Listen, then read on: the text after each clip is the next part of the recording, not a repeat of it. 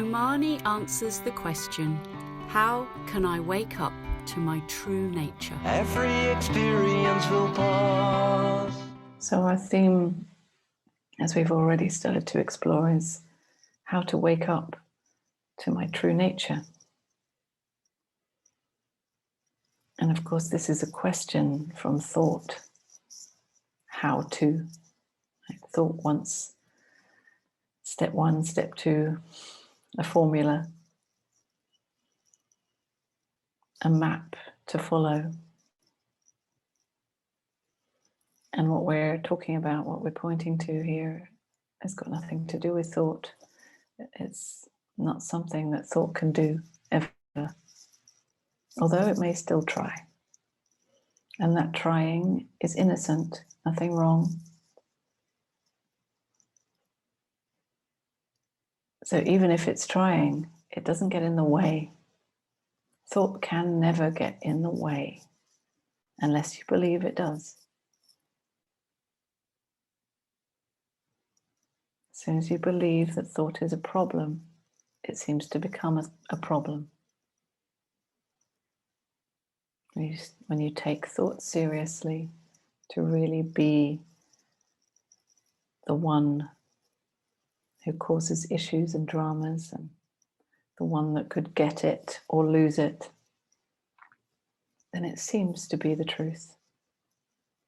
But as soon as you see that you are not what you think you are, that thought is simply a tool, a servant in service to who you really are as life itself,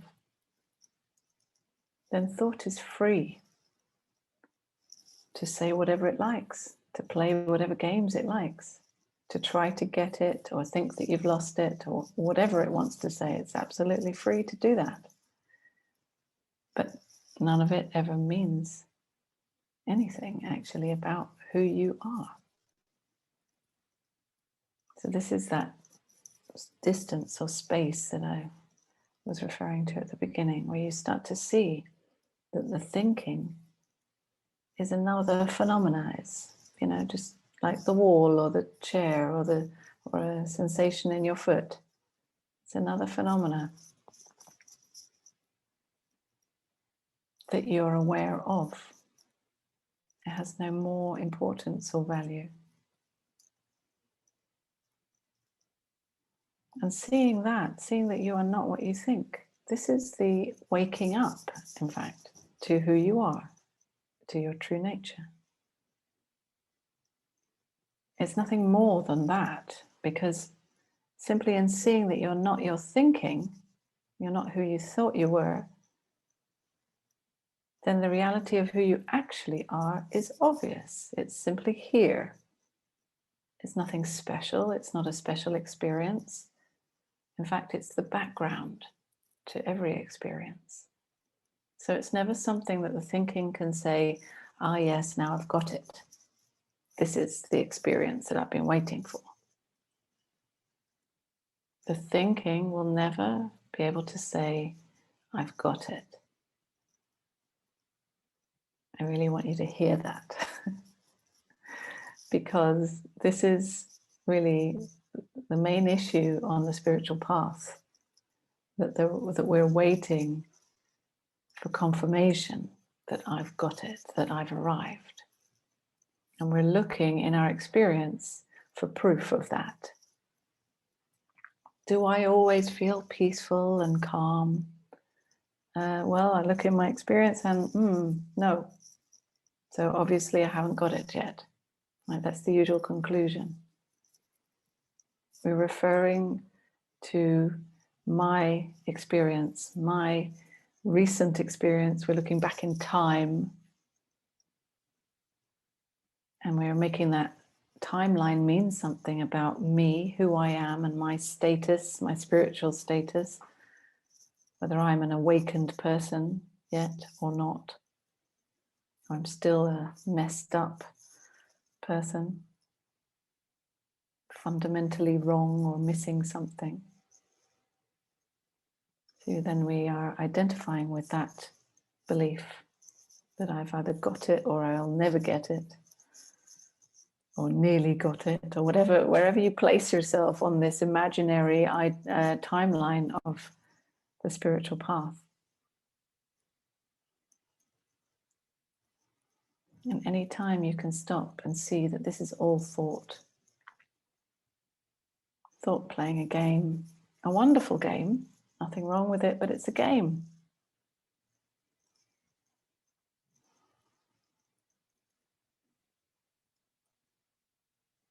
So it leaves you with nothing. Really seeing that you're not what you think leaves you with nothing.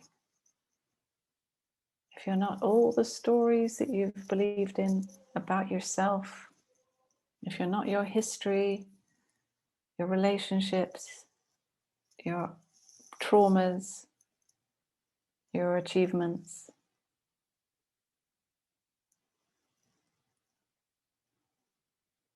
then who are you?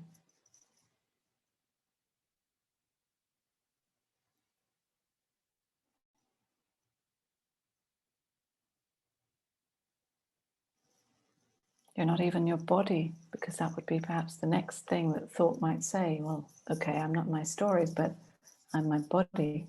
I'm this container. I'm looking out of these eyes, so I'm obviously inside here. But if you examine that closely, that's also a thought, an assumption. Because even though there may be sensations felt, there's a thought assumption that those sensations are my sensations, that means that I'm in here. Even visually,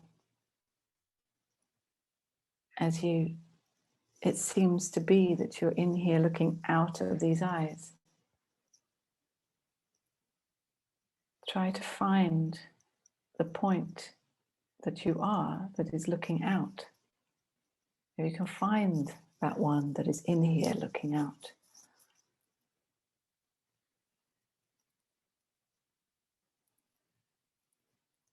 Otherwise, it's simply a visual, very persuasive experience. Anytime you close your eyes, it's not there. You're not in here looking out. You're just here. But everything I'm saying now, I'm kind of speeding through it in a sense, but it's something you need to examine for yourself. Listen to this recording again and slow it down. Stop it and examine for yourself so that you know it for yourself.